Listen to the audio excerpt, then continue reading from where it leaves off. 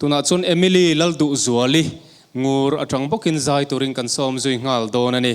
Emily Lalduhzuali lo chuak sela zai turing kan some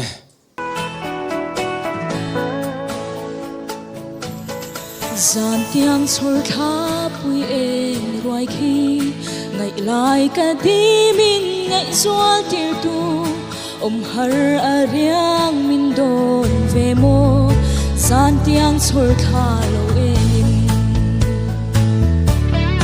zan mu chin reng a har nge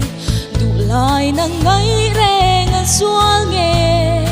a poi nge chun lung lian lo sha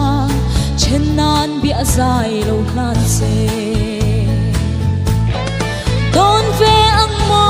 suihlung len hi sing chian le tai ta ka chiar chua ka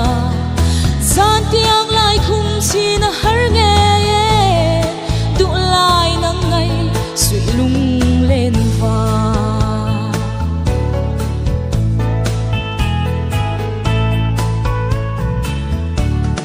chia se chu nu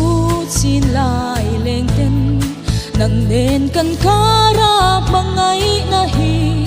min dem mai bi khian ka ring lo sun le nga ya riang te hi don ve ang mo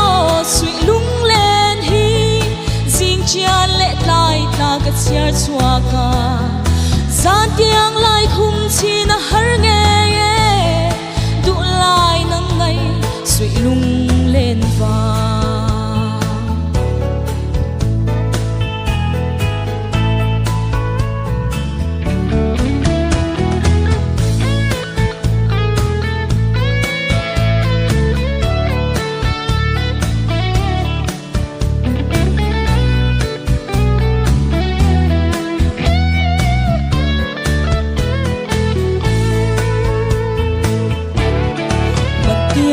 don say ngam lo ve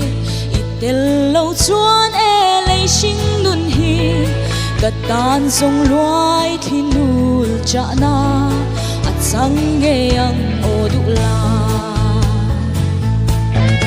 don ve ang mo suihlung len hi sing chian le tai ta ka chiar chua ka zan tiang lai